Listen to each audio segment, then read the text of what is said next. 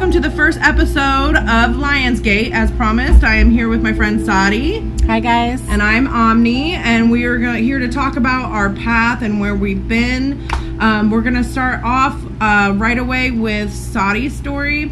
I wanted to talk about her death story, when she died, what she saw when she crossed over, and what she remembers. But first, I think it's important to talk about where she was at on her path before this happened, because we're all on different paths and we all have a pivotal moment in our life, or usually, and it just kind of turns us. Sometimes we gradually get turned onto the right path, and other times we get jerked. So before you died, mm-hmm. What was your religion like? What were you like growing up? Were you just a gypsy, or that's probably not a good term actually, but slander. I just found out that slander. Is it really? Yeah, it's not a good term actually, so okay. I recant that. Were you a traveler? What was your life growing up? So I had a pretty stable upbringing. I was raised in the South, and most of the people in my community were all Christian. And, we prayed every night over dinner, and I grew up with Christian values. But we weren't the type of family that went to church every day or once a week. It was only on special occasions. And, I never really went to church a lot. But when things went bad in my life, of course, I would run to praying and asking Jesus for help and God for help. And that was probably the extent of my spirituality. And I didn't really think much about anything outside of that. Yeah. So when something went wrong, you were one of those people that we to say, "Oh, I'll pray for you," and you're like, "Will you really pray for me? Or are you just fucking saying that?" Exactly. That was exactly how it was. And then I had 3 kids, and I was in a really toxic relationship, and I just didn't have time for myself and my spiritual growth at all. And I had no idea, what it could possibly turn into. Right. Until my near-death experience. Yeah. So, what was I? Oh, I remember. Okay. So we're going to get on the story, but I have to bring this one up because, so I remember you were telling me, I'm going to get off track. I have ADHD brain, so just go down the rabbit hole with me. So the one time I think that I astral projected, I had a quote unquote dream, but I was on the astral plane that I was in Haiti.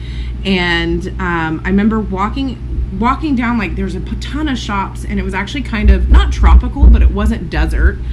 And I am bad at geography, and I always thought that Haiti was desert, because don't judge me, I'm learning.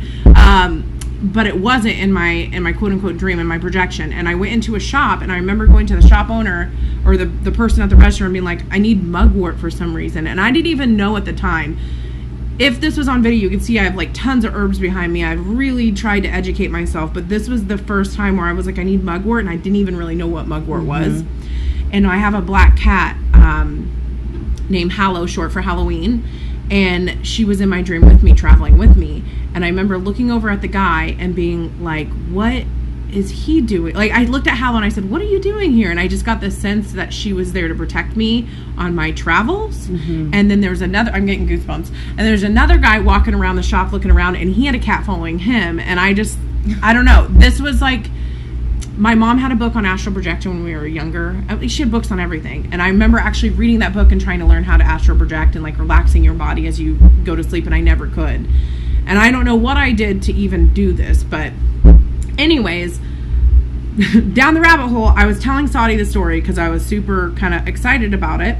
And we were talking about it, and then she told me the story about the guy she used to, was it IHOP? Where did you work? No, it was Denny's. Yeah. Denny's. Okay, tell me about this guy. Okay. Because this is awesome. So he was from Haiti. He was new. He had just gotten to the United States, and we worked together. And one night I had a dream that he walked into my apartment, and he put his hands on my shoulders, and I was completely paralyzed.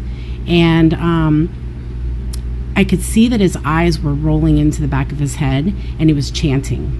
And the entire time he had his hands on my shoulders, I couldn't move at all. And I had I was so fearful, the entire time. I woke up and I couldn't go back to sleep. And I woke up the next day and I was telling one of my coworkers about what happened. And I'm like, yeah, the new guy was in my dream last night and he paralyzed me and I don't know what he was doing. He was doing some kind of hoodoo or voodoo or something on me. And it really freaked me out. And I glanced up and he was walking in through the front door for his shift. And as soon as I looked at him, he smiled at me and he rolled his eyes in the back of his head. I got goosebumps. And it was at the time, it was the most terrifying thing ever because it was before my spiritual awakening and I had no idea what that could have meant. But I really wish that I could meet him again today, as advanced as I am in my spirituality, and just be like, how did you fucking do that? Right. I know, you're like I want to learn. Right. Yes. Like, I want to learn how to do that. That was crazy. Yeah, that's like, and then I've had other dreams that's connected to Haiti, but I haven't delved into that. Like, one of the things that I want to drive home on this podcast is that we are still growing, and I think if you're not still growing, you're shrinking. And so we are still learning about our path and what and stuff, and just talking about it is inspiring to us. And it would be awesome if we can inspire other people, and it would be even more awesome if you guys can email us with questions, Q&As, and inspire us back. Real quick, I'm going to drop our email, so get a pen or whatever, but it's sahdiandomni@gmail.com. That's SAHDIANDOMNI@gmail.com. So just have that in your brains, write it down. I'll have it in the link, because we'd love to hear from you too. But yeah, that story had goosebumps on me, and it really made me want to research more. And as I said, I'm ADHD, so I go everywhere. So okay, so the question I wanted to ask you, because I've only heard this story once firsthand. I heard it secondhand a couple times. When you crossed over, what was the first sensation? Like, was it seeing or feeling or everything? So the first sensation that I had was an overwhelming feeling of peace. I felt like I was, and I know this sounds cliche, but I really did feel like I was one with the universe. Yeah. I could feel my body vibrating for a few seconds, and then it almost felt like when a plane takes off. And I could feel myself leaving my body, and I was probably traveling about what felt like 30 miles an hour straight up. And I could see the ground below me, but I realized that I could also see above me and beside me and in all directions. And it was a really strange feeling to be able to see everything at the same time without the peripheral, vision. Yeah. So I remember feeling that. And then I had... we have a question. Was it like you had to turn your head, or you just saw it without having to move? Because did you feel a body? I didn't feel a body at all, and so that's crazy that you asked me that. So my astral body felt about the size of a basketball. Okay, if you can imagine that. Yeah, and it was just light energy, and I could just see everything, and it was really disorienting at first. It just reminds me when I told my kids, I have eyes in the back of my head. Well, maybe I do. But what if you had them all over? Yeah, you could just see everything. And so. Because I was able to see everything, I noticed that I had a guide beside me. Yeah. And she was a female, beautiful goddess. One of the most beautiful beings that I'd ever seen in my entire life. And even though she had a physical body, it seemed like I could put my hand straight through her. She was iridescent, and she was covered in what looked almost like tattoos of sacred geometry, and they were in vivid colors. And her face, and this was the part that kind of tripped me out, is because she would take a human form, and then her face would turn into a cat, and then would turn into a human and turn into a cat. It was pulsating. Yeah.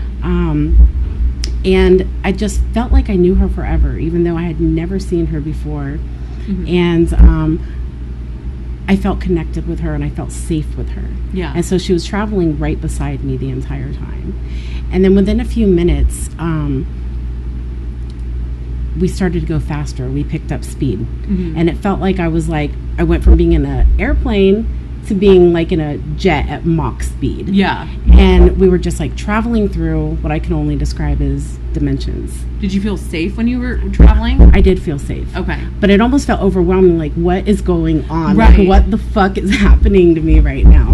And it was hard for my human consciousness to understand what was happening to me. Right. Because I don't think I realized that I died.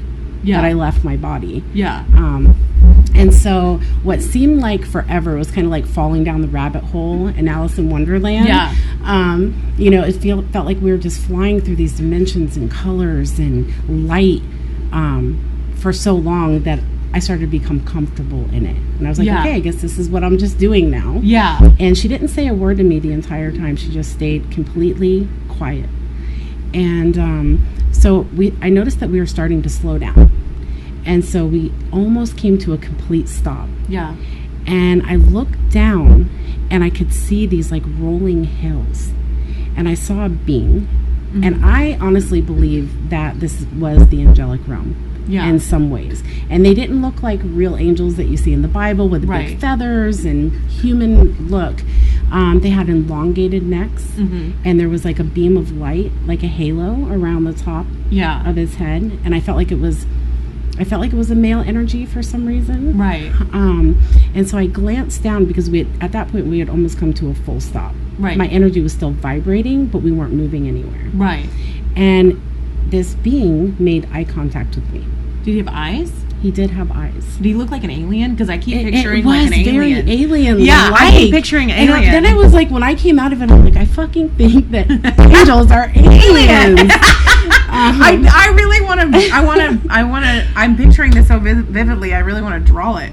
Yeah, I wish you could. Okay. A sketch artist kind of thing. Like make a drawing of How it. big were his eyes? Did he have a nose? I didn't really recognize features Yeah. as much as just the feeling of him noticing that I was there. Yeah, you can feel Him his noticing me and me noticing him. Yeah. And so as I kind of glanced around, I could see, like I said, rolling hills Yeah. for as far as my astral eyes could see. Mm-hmm. And then I realized that it wasn't just one. There was like beings beside him, and then as they went, I noticed there was like thousands of them. And they were the hills. They were the hills. And they were all kind of moving in the same direction, and they all kind of were glancing up at me and noticing that I was there. I had a similar, not a dream like the beans, but like, and I think I've told you about this, of hills, but they were bouquets of flowers, but they grew like that, but they went up and down like they were in waves. Like the hills of the flowers were waving like waves on the ocean. And that's really weird that you mentioned that too, Yeah. because they weren't floating, they weren't flying. Yeah. You know, you hear about angels and Yeah. you say they're flying. They were, even though it was air, it looked like they were swimming. They That's were kind of just like, crazy. you know, swaying around. Yeah. They didn't have wings? They didn't really have wings like you would think. They did have beads of light that were coming down from them. So when they moved their arms, Yeah. it almost looked like they were wearing a robe of Light. light. That's, Yeah. I It was haven't really had- crazy. I remember but it did resemble wings. Yeah. Because you told me this story before, but I didn't really ask questions. I was just like jaw dropped on the floor listening. And so now I'm like, wait, what's their eyes look like? Which is kind of funny to ask because you probably didn't have eyes. You're a being of light, right? Right. Yeah. At that Yeah. time, I did not have my body. And I wasn't even aware that I didn't have a body at that time. Right. So I was just so in awe of everything that was happening to me. I had even forgotten who I was. Like, Yeah. I didn't remember my human name. I didn't remember that I had kids. I didn't remember who my human self had been. And that changed somewhere within the dimensional portals that I was crossing through. Because when I first left my body, I knew who I was, and I could still remember my kids. But I remember having a overwhelming feeling of like, it's going to be okay. I'll see my kids again. They're going to be fine. Yeah. And I was okay with it. Which is crazy. Which is 'cause you crazy are because- so close to your kids. Yeah, I couldn't imagine, you know, ever neither. leaving my kids. And We're both moms. and in that moment, I was totally fine with leaving them I have and crossing goosebumps over. everywhere. And then somewhere during the trip, when I was going through different dimensions and the portals and the light and everything, by the time I got to that point, I had no more human recollection left within my being at all. And then as they were looking up at me, I felt my guide beside me. Yeah. And she didn't speak, but it was almost like, oh, you're going to like this. You're going to like what they're about to do to you. And she kind of got excited, and I could feel her excitement. Yeah. And they started making noise, like almost like singing. And it was a frequency. It was a tone. And as they were doing it, they were sending it to me, to my light body. Yeah. And my body started resonating with the frequency. And the only way that I can describe it in human words is the frequency of love. I had never, I'm going to start to cry just talking about it, because I had never felt that much love and acceptance and peace in my entire life. And I became that. Yeah. I became the vibration of love. I feel like that resonates. And I mean, I don't care if you're spiritual or you believe in anything, but like, you can't really deny that frequencies affect humans, like just our humans and our human bodies. Sorry, my cat is like laying there and looks drunk. But it affects our free, like, I'm real sensitive, like I've told you, to sounds. I was at work and there was a stupid bell that kept going off for a decoration, and I had to go up to it and shut it off because it was giving me, I get headaches easily. And there are scientifically proven certain frequencies that they put in horror movies to scare and give you anxiety. So it's not that far-fetched to believe that there is a frequency of love that make you feel loved, and that what are frequencies but things that are already there and exist. You know what I mean? We've just learned how to hear them and manipulate them with radio and stuff. So like, right. I don't know. That just is We should amazing. do a whole other show just on vibration and frequency. No because kidding. Like, yeah. I could talk about this stuff for hours, which is why we're doing a podcast. Okay, I'm sorry. I keep interrupting. Okay. Keep going. It's okay. I keep going. No, so where was I? So we did that. And then at that moment, I had my first feeling of a human feeling, a sense. And I said, I can't breathe. And she said her only words to me. She was like, you can breathe. And as soon as she said you can breathe, bam, like I was snapped right back into my body from wherever I was instantaneously. Like leaving my body was nice and casual and, built me up with the speed and everything. But coming back to my body, it felt like I got slammed back into my body, and it hurt. And at first when I started to come to, I didn't even want to be back. Yeah. Because you left that love. Yeah, I left and now that you're love, in hell. and she was gone. Yeah, and now you're like, ugh. And it was like really weird for me too, because my spirituality was not where it is right now. I'd only known about Jesus and Christianity, and that's pretty much it. Yeah. And all of a sudden I was in contact and had this amazing experience with this beautiful goddess. Yeah. Who I was calling my guide for a really long time. And when the first time you told me this story, you told me my guide. Yeah, that's what you told me. And I've kind of bounced back between her being my spirit guide and her being my highest self. Yeah. Or being my God self. Because I've had a lot of experiences since then through meditation and lucid dreaming and altered states of consciousness where I have connected with her again. Yeah. So we could get into that and another time. But she's been with me ever since. And she is Basset.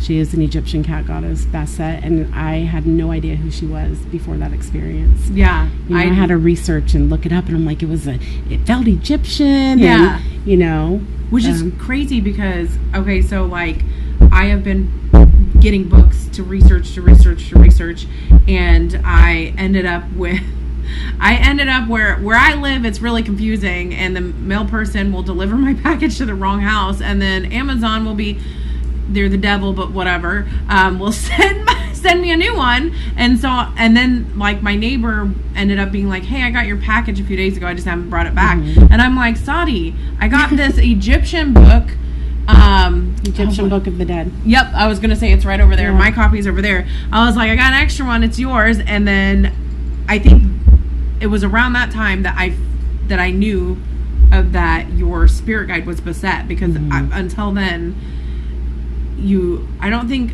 you said it in passing, or you talked about it in passing, but I didn't make the connection of the two. And then I was like, that's crazy. If that's not the universe giving you stuff, like if you don't believe in serendipity and fate, like it is the universe working its like woven path to you. It is your spirit guides trying to show you stuff. And I think I've always felt that way. I don't know, for me, I grew up in a house where my parents were hippies. Like, my sisters' names are seasons. And I grew up in a house where my mom would be like, would light incense and light candles and be like, visualize, you got to think positive. Like, she had crystals. Her best friend was a tarot reader that came to my 5th grade birthday party. Was it 5th or, it doesn't matter, 5th or 4th grade birthday party, and read everybody's palms and did tarot readings and stuff. And I grew up where this stuff was very normalized, so opposite of you. And I remember having a tarot deck, and I was at my friend's house. Her name was Shannon. I was like, no need to like block her, like say a different name, because nobody knows. There's a lot of Shannons out there. And we were by our pool, and I would like read people's tarot, but I'd look up what like each card meant and stuff. And I remember one of my friends being like, "You're really into that, huh?" And like kind of in a judgmental way. And I was like, "Yeah, it's cool. I think it's cool." And I just had no worry in the world that it was weird. And then my mom also grew up in a haunted house, and just to get into that just a little bit without going too far off track, she was in a house in Illinois, in Alvin, Illinois, and she wrote a book about her life, and this is in it, and she talked about the room, a whole chapter dedicated the room with the cowboy wallpaper. And she's the oldest of 4, 2 boys, 1 girl beside herself, and each of her siblings stayed a night in that room. And they woke up screaming in the middle of the night until she finally like switched into that room because nobody else would sleep in it. And she woke up, and the closet, I'm so full of goosebumps. And she woke up and got up and like sat up in bed, and there was this large man of color in her closet, and he had bib overalls on and no shirt underneath, and he had a straw hat on. And I swear, she showed me a picture, because this house burnt down later on, many years later. And she had a picture where we're going through, because I take pictures like crazy, and I get it from her. She took pictures like crazy. And in the window of the picture of this house that's half burnt down, you see a figure with a straw hat on. Oh my God. Like, it's dead ringer. There's no denying it. If I could dig that picture out today, I would, but she's passed on, and I don't have her pictures anymore. Or I'd never had them. But anyways, so she sat up, saw that guy, and she basically just decided she could feel, because she's empathic and she had psychic premonitions, that he wasn't a threat. And so she decided to talk to him, and she basically figured out that he was a slave, is a very, very old farmhouse, and that she's like, it's kind of the Underground Railroad, but not like the Underground Railroad is just kind of like, there's certain things that were the Underground Railroad, but they were trying to get slaves hidden underneath, and it was one of those dumbbell elevators that you go up and down. Am I explaining that? You have to pull it up. It's a pulley. So he was the guy that was pulling everyone up and down, and he was in there, and the rope snapped, and it fell down into the basement, and he died. So that's where, and he wasn't bad or anything. But anyways, I grew up with all this stuff, hearing all these stories, and there's a lot of stories there. We'll cover more later. I'll have to reread her book now, because I haven't read it for a long time. But anyways, so that stuff was very normalized. So when I was little, I would see like spirits here and there, and I'd always see them out of my peripheral, and they were always tinted blue. I don't know if that's because I'm colorblind. I don't know if that's just my body processing. I don't know, but they were always blue in the side of my eye. And the shadows themselves, or the spirits? No, they were themselves? The spirits, and I could see their details. Okay. And now, like present day, I've seen different kinds of spirits, and they're not necessarily blue, but I have seen them same, you know. But have you ever looked into the blue beings? No, I have not heard of Okay, that. well. Hold on. What? Let me write this down. I swear I've told you. The blue beans? Mm-hmm. See, we're learning. Right. The blue, how do you spell, like beans? Beans, yeah. Like that? Yeah. Don't make fun of me. I'm dyslexic. Me too. Yeah. I was like, that's not trope. I really am. So I had to write down her email just so I didn't mess up the letters. Okay, so that's awesome. I'm super excited. As soon as I'm done with this, I'm going to look that up. I'm going to buy another book. Sorry, boyfriend.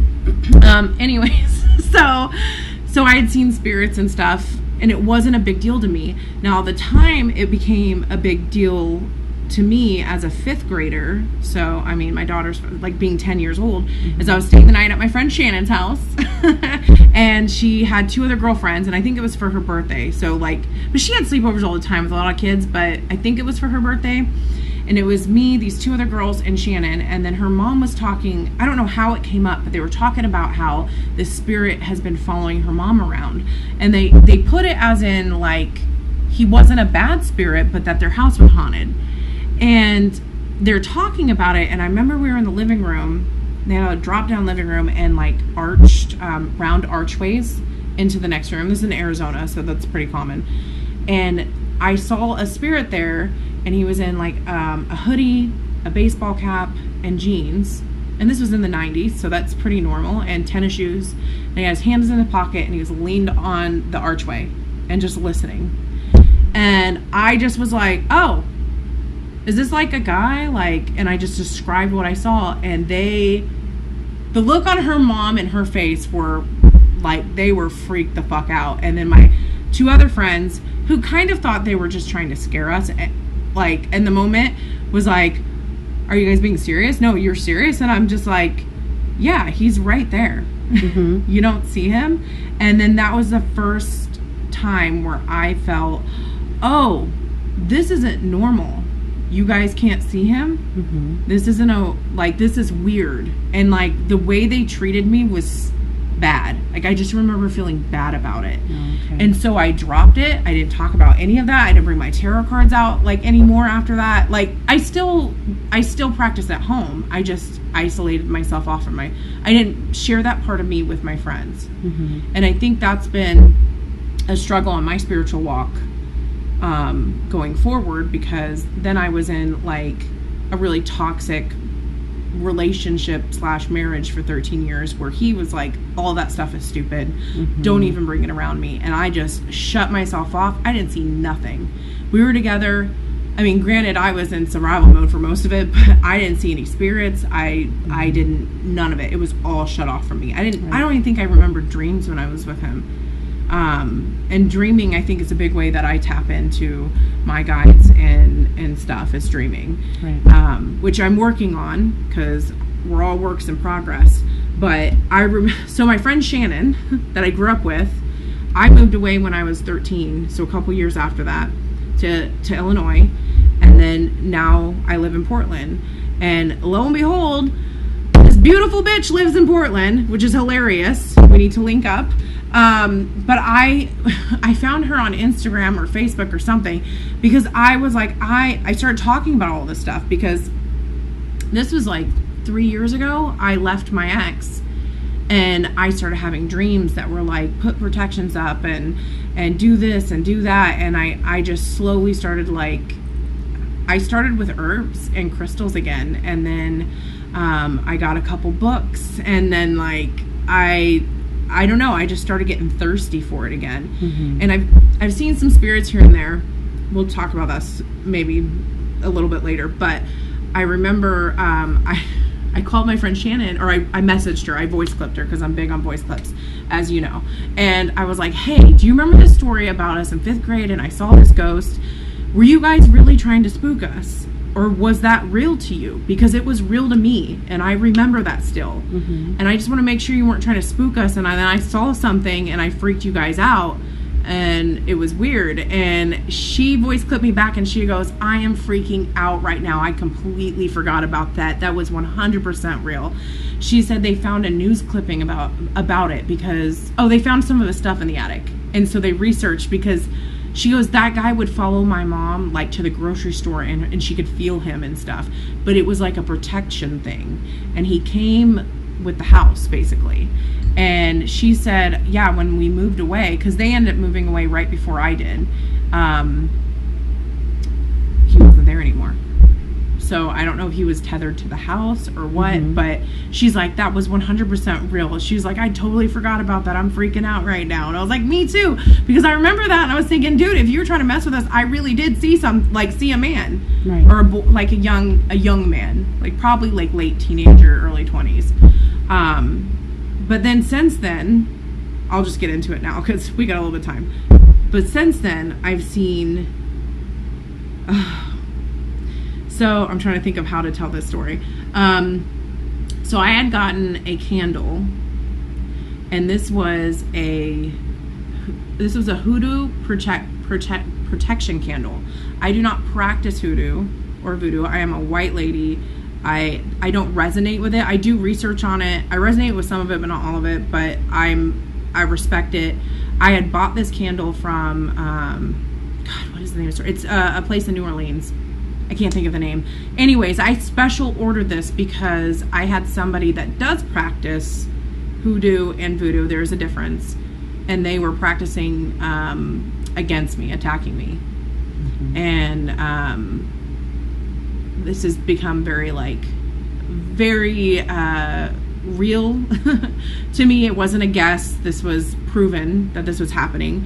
So I bought a candle for protection, because I was like, well, if they're gonna practice at this time, before I'd even researched anything, I was like, if they're using that, I'm gonna use a thing of protection against them. That's what they're using on me.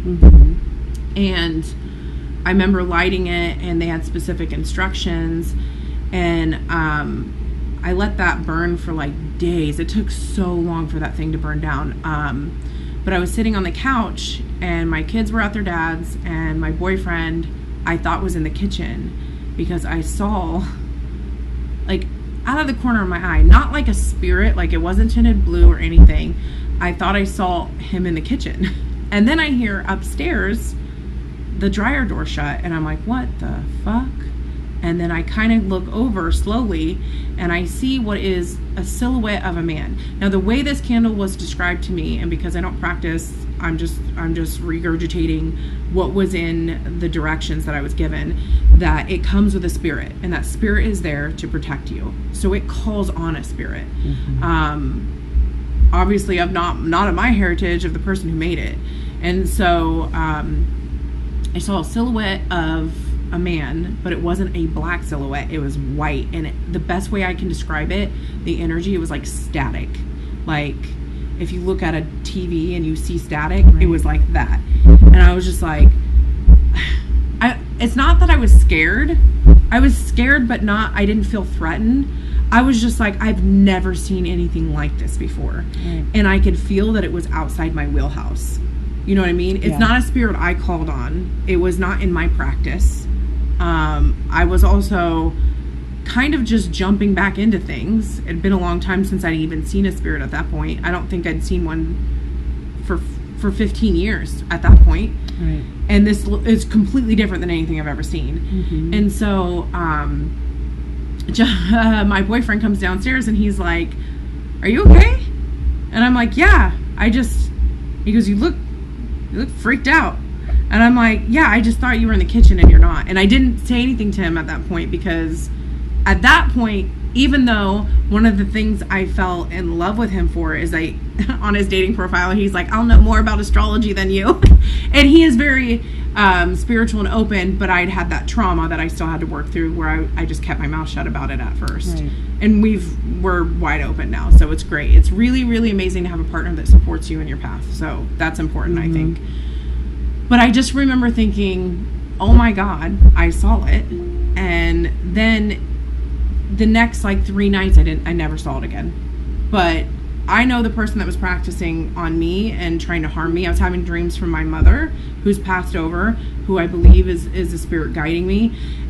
Told me, she kept telling me to put up protections, and I don't know. I kind of ignored her because I was like, I don't even know what you mean by that. And then I remember waking up in the middle of the night, like, put protections up. And I was like, okay, I hear you. And that's when, so me and Sahdi had known each other at that point, for 3 years. Right. I think it was about 3 years. Yeah, for about 3 years. We'd worked together at 2 different jobs. And I just knew, I didn't know Sahdi was spiritual at all because we worked opposite shifts at both jobs. Yep. And I was sitting in the tub, and that's where I like to meditate. I'm big into water. I love water. I love the ocean. And Sahdi's really told me that is your meditation spot. And I'm like, dude, you're so right. Because I'm like, I always have trouble meditating, and that's where I go. Anyways, I'm sitting in the tub, and I'm just kind of stressed out because I feel like I had been cursed, because I had been. Somebody was doing something negative to me, and I could feel it. My mom was coming through, like, shaking me, like, okay. I kind of had a sense of arrogance before this, because I was like, you can't touch me. I have such strong ancestors, which I do, but to a certain point, you got to counteract that. Like, you can't just be wide open, bitch. So I was sitting there thinking in the tub, like, okay, I need to do a cleansing on my house. I was going to put some crystals outside. And for some reason, I just felt like my intuition, which I trust much more now than I did then, it wasn't enough. And for some reason, Sahdi popped in my head. Now, I had known from a mutual friend that she did a tarot reading on her, but she didn't really get too much into it. And so I'm like, well, I know she does tarot, but, like, would she even know anything about this? And I was just like, okay, I hear you, message her. And I messaged her, and I was like, look, this is a lot, and I just spilled my guts. I had no idea that you were as amazingly gifted as you are today. Thank you.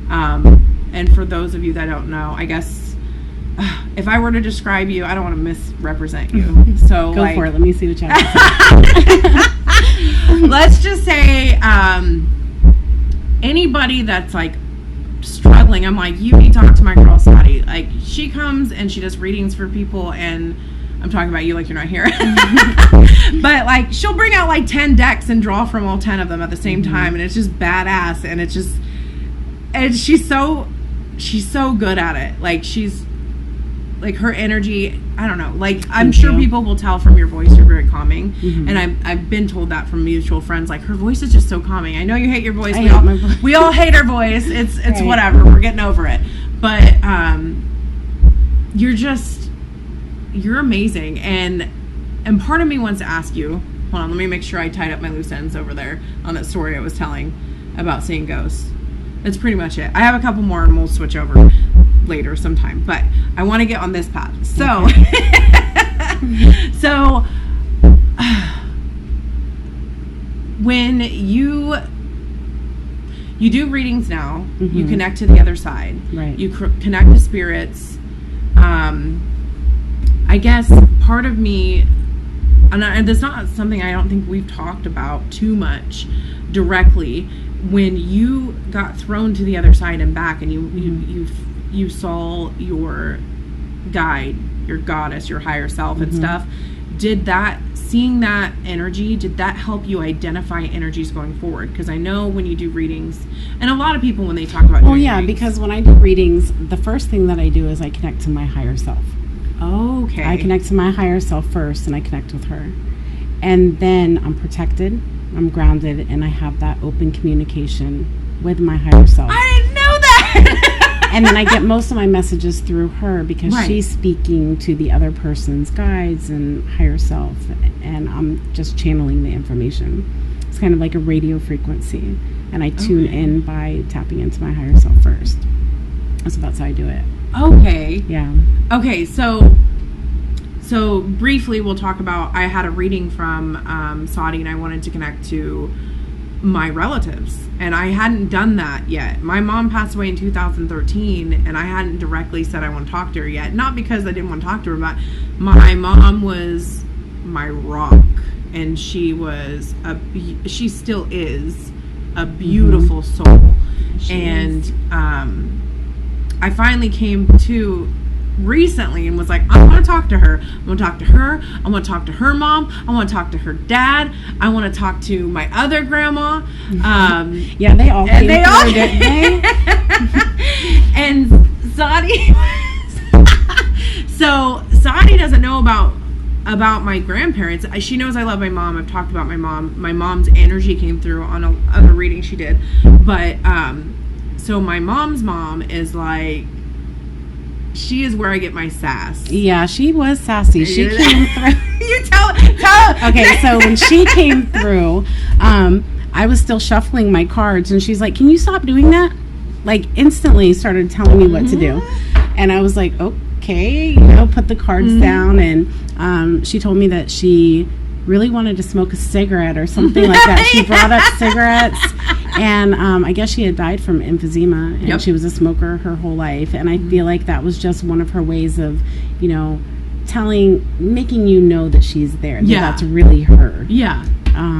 So yeah, that was... and I always tell when I talk about reading, like getting a reading from you, I'm always like, I don't need confirmation from Sahdi, but it's still amazing how much confirmation she gives when she does readings. Like, having her say... Okay, so first of all, Sahdi was shuffling her deck from my perspective. Because she's hearing this, I can't hear what she's hearing. And she just starts laughing, and she's like, okay. And I instantly felt my grandma's energy, and I said, you're going to find out where I got my sass from. Yep. I knew it was my grandma where. She said, can you stop flipping those cards like that? And I said, you sound just like her. That is crazy. Yeah. And so I do wonder that because, my brain bounces around all the time, and I think all these thoughts. And I will voice clip Sahdi and be like, hey, what do you think about dog spirits? Or like the most random shit. Our conversations are so funny. We want to share these crazy conversations with people, so that's but I remember thinking, wondering, because you were like, oh, and she was there, but her energy came forward. Like, when you're channeling a spirit, what do you see in your head? Sometimes it's crystal clear. I can see their face. I can see their body. Sometimes it's just feelings that I get, or I hear voices. Sometimes I can smell things. I did a reading for somebody one time, and her father had passed away, and the entire time I'm giving her a reading, I kept smelling raspberries. And it was this overwhelming, it smelled so good, like soap or something. And I told her about it, and she started to cry because her father passed away right after Christmas, and he had given her a big basket with loofahs and raspberry body wash and raspberry soap and lotions and all those things. And every time that she would use that when she was in the shower, she would think about her dad. She'd cuddle up in bed and she'd smell her skin and she'd think about her dad. And so he came through and he kept trying to push the message of raspberries to me, because it made no sense to me whatsoever. And just when I started doing tarot, that was one of the hardest things for me to get past. Was I was thinking, like, I'm having this feeling, but I almost don't want to say it because it doesn't seem like it's making sense. You're like, I'm going to sound crazy. You're gaslighting yourself during your own reading. And then, I had to learn that the reading isn't for me. It's for the person I'm giving a reading to. So if I get an image of a blue car with, tinted windows, I'm going to say that. Because the message is coming through for a reason. I don't need to understand it. And the other person always does. They're like, we had a blue car with tinted windows. So we had 3 kids together, and we had that car through thick and thin. During my reading, you brought up hummingbird, and she connected with my grandma, and she brought up a hummingbird, and I was like, pulled up my arm, and she's seen my tattoos. She doesn't know what they're about, and I pointed to the back of my arm, and I have a hummingbird on the back of my arm, and that is for my grandma. And I have a symbol for strength for my mom. I have an elephant for my sassy grandma because she loved elephants. I have a dream catcher for my grandpa who's native on his side. I have a 4-leaf clover for my Irish ancestry for my grandpa on my other side.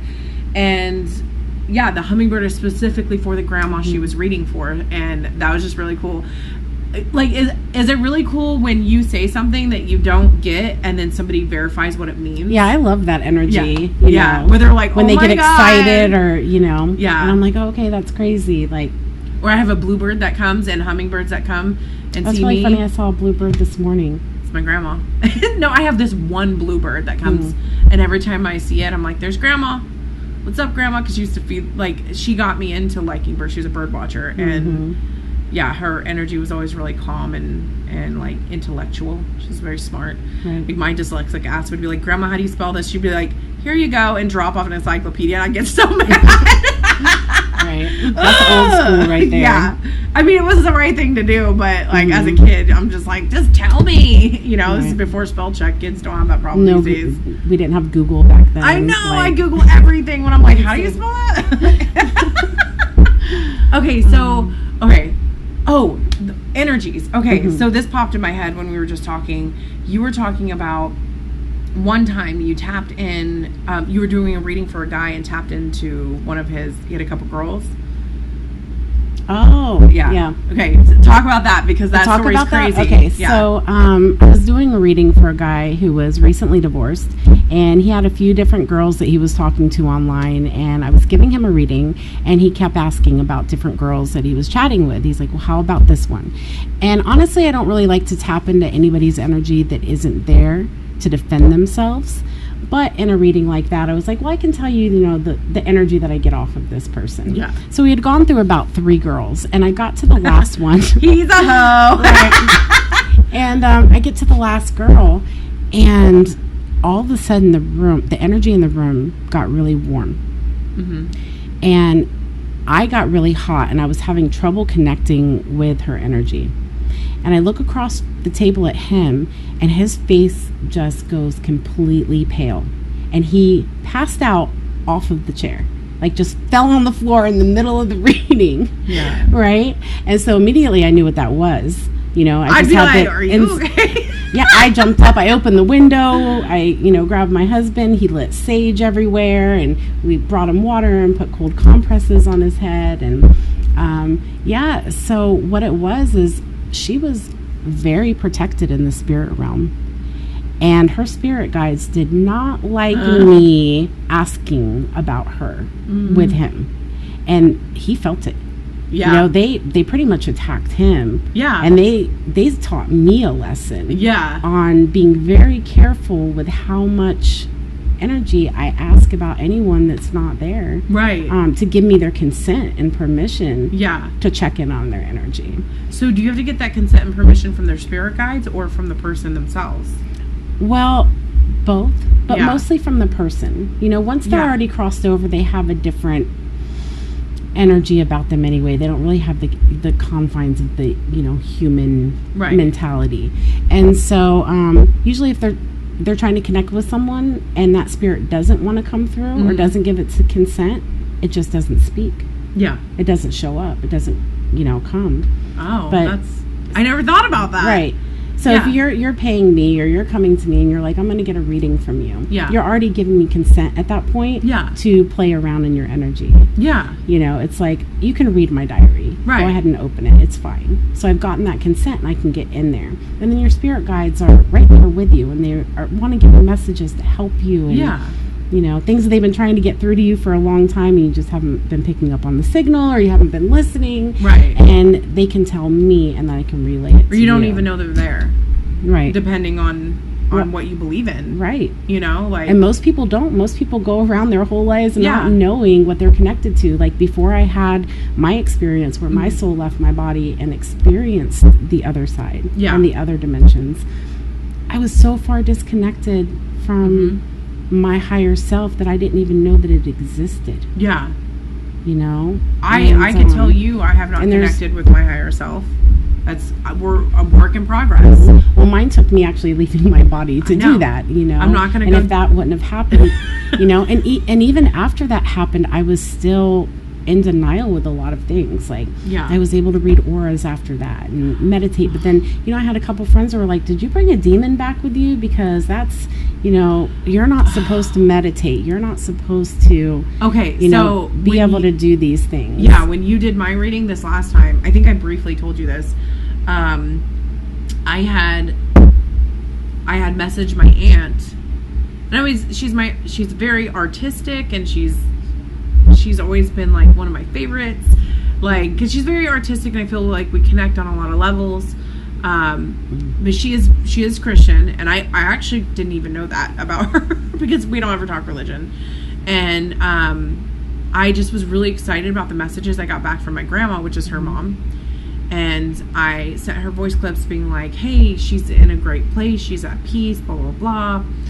And because it gave me a sense of peace, and I thought it would give her a sense of peace, and she did not appreciate that. And she wasn't mean, but she's very convicted in her faith, I guess.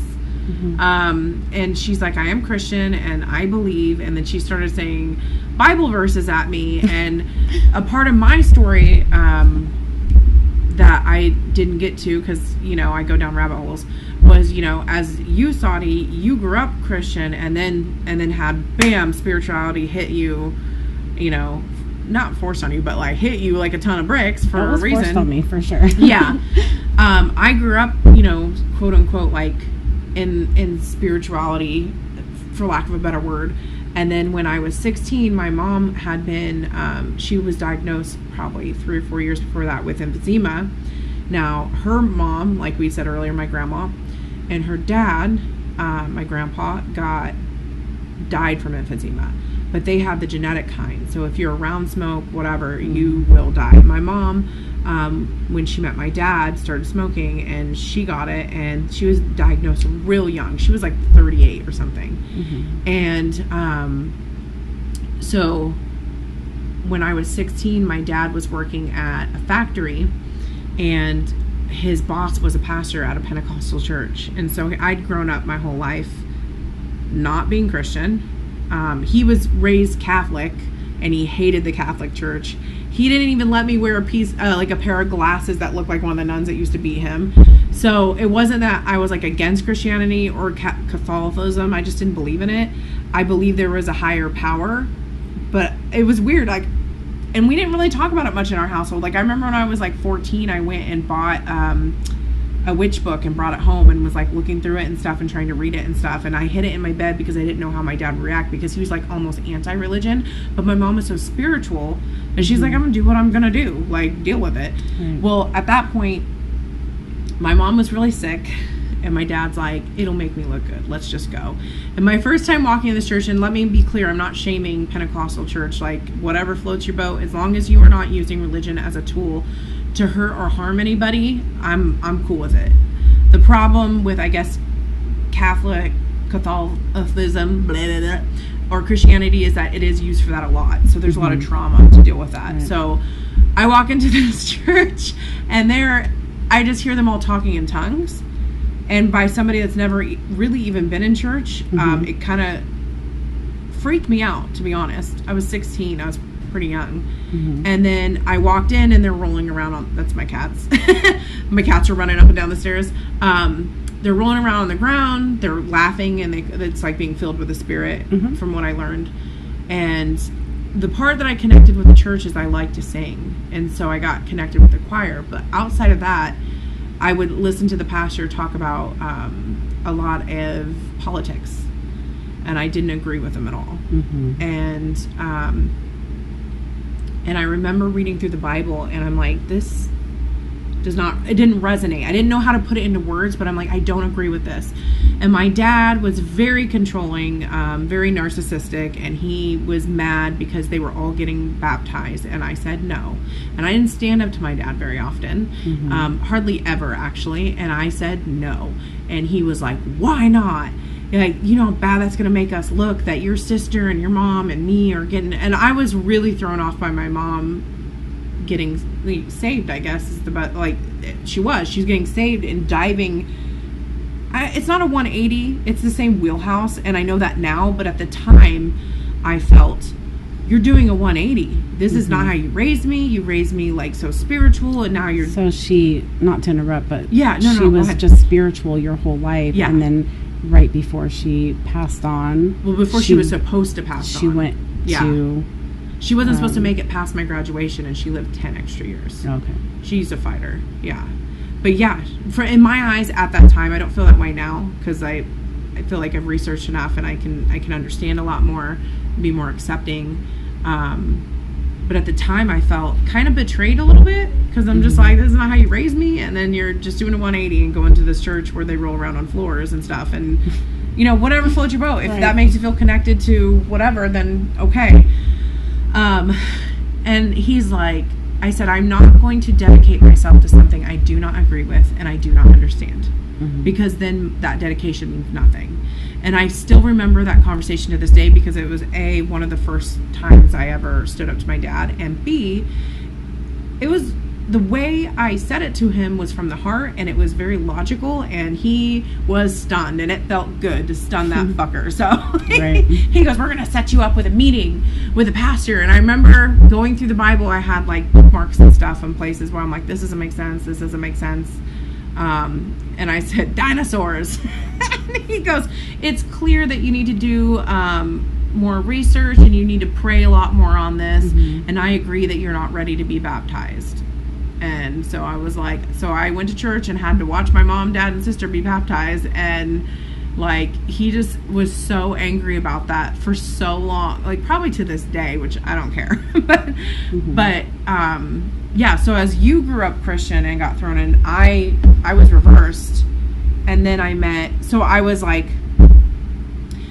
I was living with a family that was now born again, and I definitely couldn't explore my spirituality or anything. And then when I finally moved out, I was 20, because I stayed because my mom was so sick, and I didn't want to leave her. I'm the youngest out of 4. And when I moved out with the person I ended up being with for 13 years. And so I was just stifled for so long. But yeah, so my story is reversed from yours a little bit. I mean, I didn't... But it's similar in a lot of ways. Because we were both like in an abusive relationship, and our spirituality was stunted through a negative, toxic relationship. And having kids and lives, and we were just so embedded in the third dimension. You know, we were kind of stuck there, just looping around, going to work, taking care of the kids, living in a fucked up relationship, you know, just in survival mode for so long that there's no way that we could even had time to tap into our own soul. We didn't even have time to take a bath by ourselves, or, you know, be alone with our own thoughts for 5 minutes. You know, I went to an Alicia, not to brag, I went to an Alicia Keys concert last night, and I realized, first of all, my boyfriend, oh, sorry, Kat, I just scared him. First of all,